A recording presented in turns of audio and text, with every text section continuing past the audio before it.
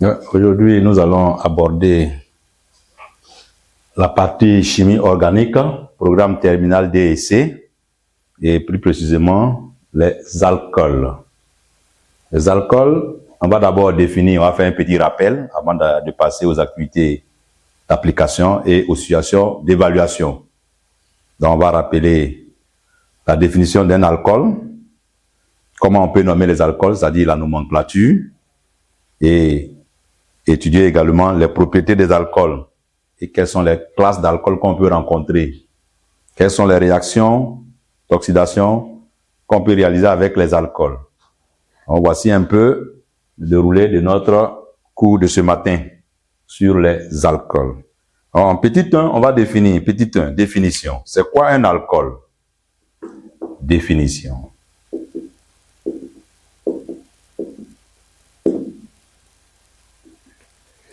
Un alcool, d'abord, ce qu'il faut savoir, c'est qu'un alcool, en première, déjà, vous avez parlé des alcools. Un alcool, c'est un composé organique qui possède un groupe hydroxyle lié à un atome de carbone tétraédrique ou tétragonal. On va aborder la séance de chimie organique, programme terminal D et C, et plus précisément les alcools. La première leçon, c'est les alcools en terminal D et C. Après, nous allons voir les aldéhydes et les cétones. Ensuite, après, les acides carboxyliques et les dérivés. Donc, pour ce qui est des alcools, on va faire un peu le rappel de la classe de première et le cours de cette année. En définition, un alcool, c'est quoi? Un alcool, d'abord, c'est un composé organique. Composé organique, ça veut dire quoi? On trouve l'élément carbone. Un composé organique possédant un groupe hydroxyle, le groupe hydroxyle c'est OH, lié à un atome de carbone tétraédrique. On peut dire encore tétragonal. Carbone tétraédrique, ça veut dire quoi? Le carbone a 4 liaisons simples. 4 liaisons simples, vous avez le carbone qui est là, relié à OH, relié à d'autres éléments. 4 liaisons simples. Dans ce groupe, comment on appelle? Le groupe fonctionnel des alcools, c'est par quoi on peut reconnaître les alcools? On peut reconnaître les alcools par le groupe fonctionnel qu'on appelle le groupe hydroxyle, noté OH. Le carbone maintenant qui porte le groupe fonctionnel, c'est-à-dire OH, est appelé le carbone fonctionnel. Ce carbone fonctionnel est très important pour la suite.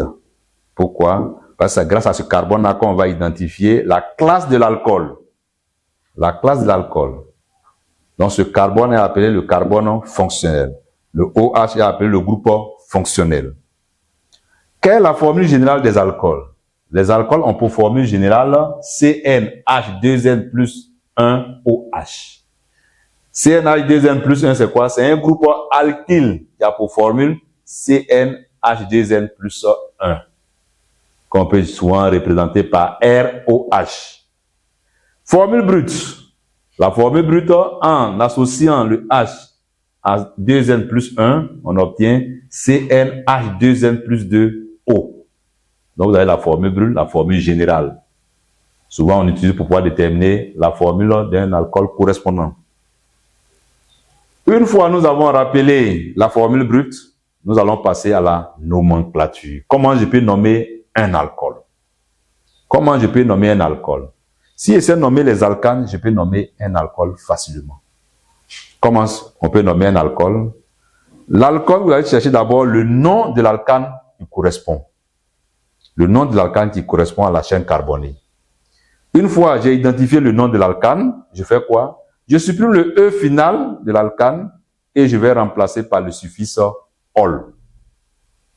Le nom de l'alcane, de l'alcool dérive de celui de l'alcane correspondant. Le E final de l'alcane est remplacé par le suffixe ol. Si j'ai par exemple 3 carbones, c'est quoi? C'est le propane.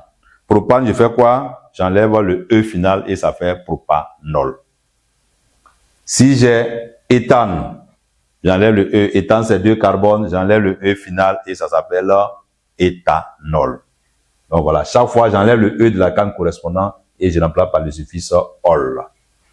Mais je ne vais pas m'arrêter là. Souvent, vous avez des ramifications dans la chaîne. Donc, il faut en tenir compte.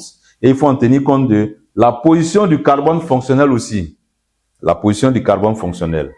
Il faut préciser la position. Comment on peut avoir la meilleure numérotation? On va numéroter notre chaîne carbonée qui contient le groupe fonctionnel, le carbone fonctionnel, de telle sorte que ce carbone fonctionnel est le numéro le plus petit. Le carbone fonctionnel doit avoir le numéro le plus petit. Donc, vous allez numéroter de la gauche vers la droite, de la droite vers la gauche, et vous allez voir le carbone fonctionnel, quelle est la meilleure numérotation? On a retenu que le carbone fonctionnel doit avoir le numéro le plus petit. Donc, si je numérote par exemple et que de la gauche vers la droite, le carbone fonctionnel à la position 3, de la droite vers la gauche, le carbone fonctionnel à la position 5, la meilleure numérotation c'est quoi? C'est la numérotation 3. On prend tout ce qui est plus petit. Donc là, je pourrais nommer mes groupes alkyles, donner leur position et la position du groupe OH. Selon le carbone fonctionnel, on peut rencontrer 3 types d'alcool. Les 3 groupes d'alcool, c'est quoi? Vous avez les alcools primaires. Ce sont les alcools où nous avons le carbone fonctionnel qui est relié à 0 ou un atome de carbone. Les alcools secondaires, cette fois-ci, comme son nom le dit, secondaire, nous avons 2. Le carbone fonctionnel est relié à 2 atomes de carbone. Le carbone fonctionnel, on rappelle toujours que c'est le carbone qui porte le groupe OH. OH, celui qui porte le groupe est lié à un groupe ici. Ça peut être un atome d'hydrogène ou bien ça peut être un carbone. Celui qui est là, il est lié directement à 2. On parle d'alcool secondaire. Parce que la classe des alcools va beaucoup compter dans les propriétés d'oxydation. Les alcools tertiaires, cette fois-ci le carbone fonctionnel, est relié à 3 groupes alkyles. Bien sûr avec R1, R2, R3, différent de H. Ça ne doit pas être égal à H. Ça doit être un atome de carbone. On peut rencontrer aussi des alcools qui possèdent plusieurs groupes hydroxyles. Dans ce cas, on parle de polyalcool. On peut avoir 2 groupes hydroxyles, on peut avoir 3 groupes hydroxyles, on va parler de polyalcool. Cependant, les alcools qui possèdent un seul groupe hydroxyle sont appelés des monoalcools. Des monos, il y a un seul, mono. Poly, il y en a plusieurs. Et les polyalcools qu'on va beaucoup rencontrer dans la littérature, la chimie organique en classe de terminale D et terminale C, c'est quoi? Vous avez les 2 premiers. Vous avez 2 carbones qui portent le groupe OH. Et comme on nommait, si on devrait nommer, c'était un monoalcool, on allait dire quoi? Éthanol. Éthanol, et il est en position 1. Mais ici, on a 2 groupes OH, donc il y en a 2, on dit diol. Donc je vais dire quoi? J'enlève l'alcane correspondant, c'est éthane. Le E, j'enlève, comme j'ai dit dans la nomenclature. Et lui, il est en position 1. Lui, il est en position 2. Donc, j'ai 1. OH en position 1. OH encore en position 2. Donc, je mets éthane 1, 2, tiret. Il y en a combien? Il y en a 2. Donc, il dit diol. Et dans la littérature, le nom usuel aussi, on parle de glycol. Donc, quand on rencontre glycol, ça dit quoi? C'est l'éthane 1, 2, diol. Je passe aux 3 carbones. 3 carbones, 1, 2, 3. Il porte le carbone fonctionnel peut être un OH. Le deuxième, un OH. Le troisième, un autre OH. Donc, on dit quoi? 3 carbones, la chaîne carbone la plus longue, c'est 3 carbones. 3 carbones correspondent à propane. J'enlève le E final. Le OH se trouve en position 1. Deuxième OH se trouve en position 2. Troisième OH se trouve en position 3. Donc, il dit propane. 1, 2, 3. Il y en a combien de OH? Il y a 3. Donc, on dit triol. Donc, quand je vois OH, ça veut dire qu'il y a OH, la présence de OH. Et dans la littérature également, on peut l'appeler comme nom usuel glycérol. Je vais passer maintenant à l'hydratation des alcools. Les propriétés qu'on peut rencontrer au niveau de l'hydratation c'est la partie 5. Hydratation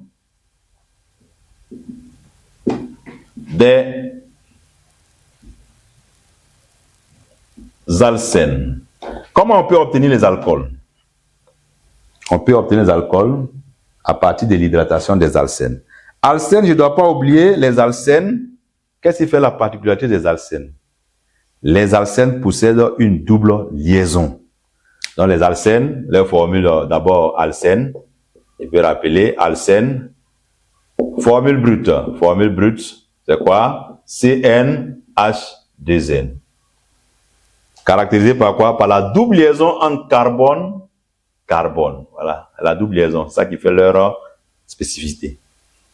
Double liaison carbone-carbone au niveau des alcènes. Or, au niveau des alcanes, vous avez des liaisons simples. La double liaison, il y a une des liaisons qui est fragile. Lorsque vous apportez de l'eau, cette liaison est rompue. Et ça va nous donner des alcools. Donc là, par exemple, si j'ai celui-là, la double liaison est là. Quand on dit hydratation, ça veut dire quoi? On ajoute de l'eau, H2O. Voilà, en milieu acide. Qu'est-ce qui va se passer? Vous avez l'eau est constituée de OH, liaison H. Donc les deux seront rompus. Ils vont venir rompre la liaison qui est là. Il y a un qui va se déporter sur le C et le H aussi va se déporter sur ceci. Et finalement, je me retrouve avec quelque chose de ce genre, OH. Et là, une liaison. Vous avez maintenant le carbone qui est tétraédrique. Et là, on consacre quoi? On a un carbone qui est lié à un OH, donc on a affaire à un alcool. Mais on a combien de types d'alcènes? On a deux types d'alcènes. On a les alcènes dits symétriques et les alcènes dissymétriques. Lors de l'hydratation d'un alcène symétrique, c'est le même produit qu'on va obtenir. Mais lorsqu'il s'agit des alcènes dissymétriques, on va obtenir deux produits. On obtient deux produits. Ouais, moi je suis formé. Hydratation, lors de l'hydratation d'un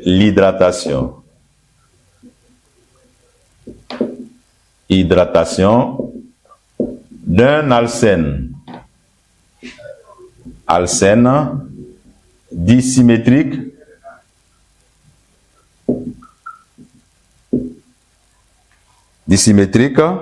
qu'est-ce qui va se passer? Là, par exemple, j'ai ce corps, je vais l'expliquer à travers cette formule. On a par exemple CH2 et double liaison CH2. Voilà. Et on ajoute de l'eau. Je peux l'appeler CH3 si je veux.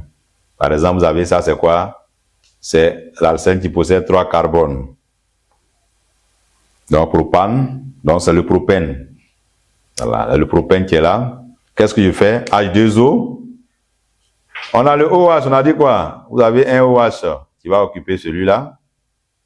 Et le H va venir occuper celui-là aussi. Mais on peut avoir le contraire. On peut avoir aussi le H venir ici. Rien ne m'interdit d'avoir le contraire. Et là, on peut avoir OH. Donc, ça veut dire quoi? On aura deux produits. Le produit CH3, CH, pour celui qui est là, CH2, et puis OH. Et lui, on aura quoi? L'autre, on aura du CH3, CH2. Voilà, lui là, non, cette fois-ci, le OH est ici. Et on aura du CH3. Ouais, c'est pas les mêmes produits qu'on obtient. Alors, parce que c'est dissymétrique. On constate que quoi? Il y a OH tantôt qui est ici, le carbone fonctionnel est là, et ici le carbone fonctionnel. Les deux n'ont pas les mêmes noms. Si on devait nommer celui-là, ça c'est quoi? Ça c'est le propane 1-ol. Lui c'est quoi? C'est le propane 2-ol. Les deux sont pas les mêmes. Du moment où les deux sont pas les mêmes, ça dit quoi? Lorsqu'on fait l'hydratation d'un alcène dissymétrique, on obtient deux produits différents. Mais il y a un produit qui est majoritaire. Il y a un produit qui se forme en grande quantité. Lui se forme en grande quantité, c'est quoi? C'est celui-là. C'est celui-là. C'est la classe la plus élevée. Donc, qu'est-ce qu'on avait? Je vais dire, lors de l'hydratation d'un alcène dissymétrique, le produit majoritaire est celui où le OH se met sur le carbone le moins hydrogéné. On constate que quoi? Quand on dit le moins hydrogéné, ça veut dire quoi? Qu'il y a moins de carbone. Voilà. Le produit se forme majoritairement celui dont le carbone est le moins hydrogéné. C'est ce qu'on va dire. Lors de l'hydratation d'un alcène dissymétrique, le groupe OH se fixe préférentiellement. Le groupe OH, lors de l'hydratation d'un alcène dissymétrique, le groupe OH se fixe préférentiellement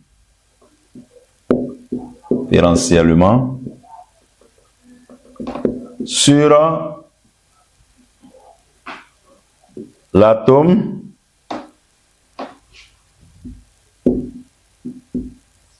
de carbone le moins hydrogéné.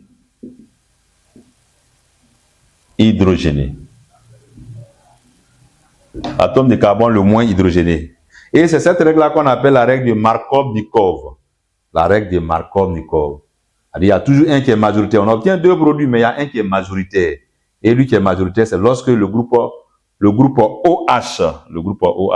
a été omis. Le groupe OH se fixe sur le carbone le moins hydrogéné. C'est lui qui est majoritaire. Donc chaque fois, il faut retenir ça. Le groupe OH se fixe sur le carbone le moins hydrogéné lors de l'hydratation d'un alcène dissymétrique. Et c'est ce corps qui est majoritaire. L'autre est minoritaire. On continue toujours avec... donc ça, c'est la formation des alcènes.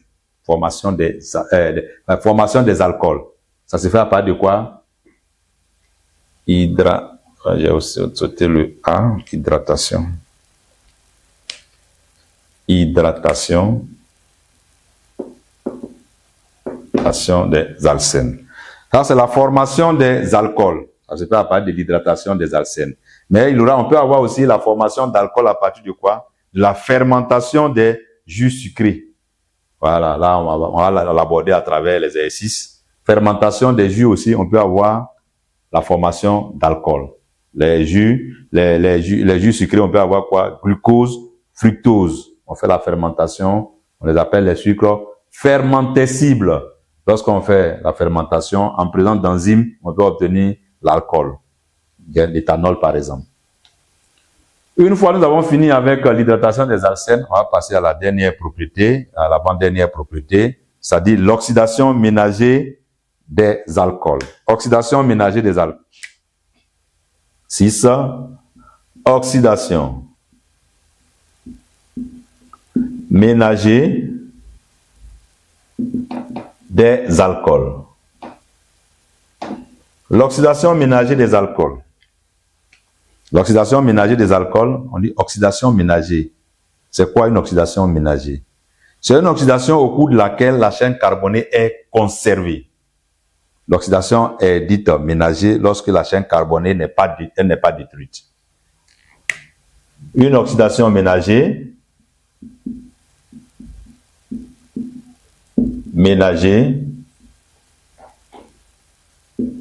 est une oxydation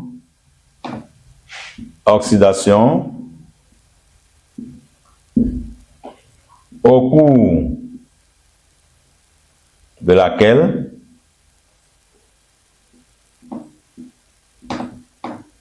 la chaîne carbonée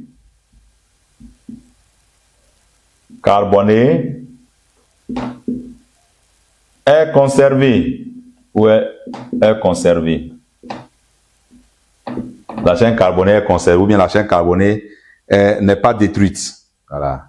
Donc, lorsque la chaîne carbonée est conservée, on dit que nous avons une oxydation ménagée. Dans le cas contraire, on va parler de quoi? On va parler de combustion, quand la chaîne carbonée est détruite. Voilà. Ici, on peut dire ou non détruite. Détruite. La chaîne carbonée sera toujours conservée, ou encore on peut dire non détruite. Donc, on peut avoir quoi? On peut avoir... Les oxydations vont dépendre de quoi? On va oxyder l'alcool. Or, nous avons combien de classes d'alcool? Nous avons 3 classes d'alcool. Les 3 classes d'alcool, vous avez l'alcool primaire, alcool secondaire, alcool tertiaire. Je vais donner les équations, la schématisation des équations dans ce cas. Lorsqu'on fait l'oxydation, on a affaire à un alcool primaire. Alcool primaire. On fait l'oxydation. Quand on fait l'oxydation, ça dépendra. L'oxydation peut avoir lieu en milieu aqueux ou encore en milieu gazeux. L'oxydation ménagée en milieu aqueux ou en milieu gazeux. Et lorsque ça a lieu en milieu gazeux, ça a lieu en présence de dioxygène. Lorsque ça a lieu en milieu aqueux, ça a lieu en présence d'un oxydant qu'on peut appeler le dichromate de potassium ou encore le permanganate de potassium. Donc ça dépendra. L'oxydation ménagée a lieu en milieu aqueux, a lieu en présence des ions dichromate ou des ions permanganate. Si ça a lieu en milieu gazeux, ça a lieu en présence du dioxygène. Voilà. Mais nous, on va donner les grandes lignes. À travers les exercices, on va résoudre ces différents paramètres. Alcool primaire va subir une oxydation, ça peut nous donner quoi? Ça dépendra de la quantité de l'oxydant. Si l'oxydant est insuffisant, l'oxydant, par exemple, on n'a pas assez d'oxygène, ou bien on n'a pas assez d'ion dichromate, dans ce cas, on obtient quoi? Aldéhyde. Aldéhyde. Aldéhyde. On continue l'oxydation, on va obtenir quoi? Acide carboxylique. Carboxylique. Voilà. Oxydation, donc je vais mettre ici oxydation. On fait l'oxydation, on obtient oxydation. Voilà. J'oxyde l'alcool primaire, tout va dépendre. Si l'oxydant est en défaut, on obtient quoi? Aldéhyde. On met encore l'oxydant. Donc, par exemple, oxydant en défaut. En défaut, on obtient aldéhyde. On met encore l'oxydant, on obtient acide carboxylique. Maintenant, si j'ai affaire à des alcools, alcool dit secondaire, alcool secondaire, que l'oxydant soit en excès ou en défaut, on obtient une cétone. Voilà, cétone, là vous avez vu aussi, en première et en terminale. Le cours, donc j'ai dit que c'est un rappel de cours, on ne va pas faire l'intégralité du cours. Cétone. On a oxydant, on aura oxydant en défaut ou en excès. Que ce soit en défaut ou en excès, on obtient une cétone. Je termine avec les alcools. Alcool tertiaire. Alcool tertiaire, que l'oxydant soit en défaut ou en excès, nous n'obtenons rien. Il n'y a pas de réaction, rien. Oxydant en défaut ou en excès. Voilà. Donc voilà un peu ce qu'on pouvait dire sur les alcools. Les alcools, je dois connaître d'abord, je dois savoir qu'un alcool est caractérisé par le groupe fonctionnel OH. Voilà, donc on récapitule un peu. Un alcool est caractérisé par le groupe fonctionnel OH. Et ce groupe fonctionnel OH est lié à un atome de carbone qu'on appelle le carbone fonctionnel. Le carbone fonctionnel.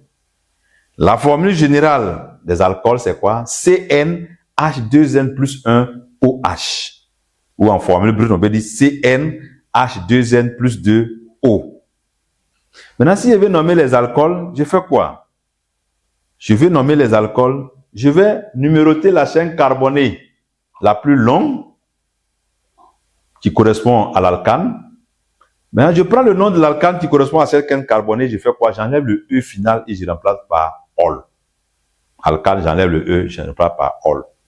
Donc, si j'ai l'éthane, j'enlève E, ça fait éthanol. Il y a propane, j'enlève le E, ça fait propanol. Butane, j'enlève le E, ça fait butanol. Ainsi de suite. Mais on doit toujours préciser la position du carbone fonctionnel. Donc, je dois faire quoi? Je dois faire une numérotation de la gauche vers la droite, de la droite vers la gauche. Et je vais retenir le numéro le plus petit, porté par le carbone fonctionnel. Et c'est ce numéro que je vais utiliser pour donner la position des ramifications. Une fois ceci est fait, je peux facilement donner le nom de l'alcool. Mais selon le groupe le carbone fonctionnel peut être relié à un atome de carbone ou 0 atome de carbone. Dans ce cas, on parle d'alcool primaire. Le carbone fonctionnel peut être relié à 2 atomes de carbone différents. On peut parler d'alcool secondaire. Le carbone fonctionnel peut être relié à 3 atomes de carbone différents. Donc, ça veut dire quoi? On peut parler d'alcool tertiaire. Donc, ça veut dire que nous avons 3 classes d'alcool. Et ce sont ces 3 classes d'alcool qui vont nous permettre de connaître les produits d'oxydation des alcools. Quand vous avez un alcool primaire, ce n'est pas le même produit que vous obtenez lorsque vous avez un alcool secondaire. Ce n'est pas le même produit aussi lorsque vous avez un alcool tertiaire. Maintenant, il peut arriver qu'on ait des chaînes carbonées qui ont plusieurs groupes hydroxyles. plusieurs groupes hydroxyles. Dans ce cas, on parle de quoi? De polyalcool. Il y a beaucoup de fonctions hydroxyles sur l'alcool, la chaîne carbonée. On parle de polyalcool ou encore polyol. Et les deux les plus fréquemment rencontrés, c'est quoi? C'est les deux premiers, l'éthane 1,2-diol ou le propane 1,2,3-triol. Éthane 1,2-diol, il y a deux groupes OH. Éthane, propane en 1,2,3-triol, il y a trois groupes OH reliés. Ils donnent la position des groupes de carbone fonctionnel. Comment on peut obtenir les alcools? Les alcools sont obtenus à partir de quoi? Soit par fermentation des jus sucrés, c'est-à-dire par exemple glucose et fructose. On peut les fermenter et on met des enzymes et on obtient l'alcool. Mais on peut obtenir l'alcool à partir de quoi? De l'hydratation des alcènes. Les alcènes sont caractérisés par la double liaison. Lorsqu'on fait l'hydratation, il y a une des liaisons qui est rompue et ça va donner le carbone fonctionnel, le groupe fonctionnel de l'alcool. Donc on aura des alcools. Mais on peut rencontrer des alcènes symétriques ou dissymétriques. Quand c'est un alcène qui est symétrique, on obtient un seul produit. Mais quand il s'agit des alcènes dissymétriques, on obtient deux produits. Il y a un qui est majoritaire et il y a un qui est minoritaire. Mais à quel moment il peut savoir que nous avons un produit majoritaire?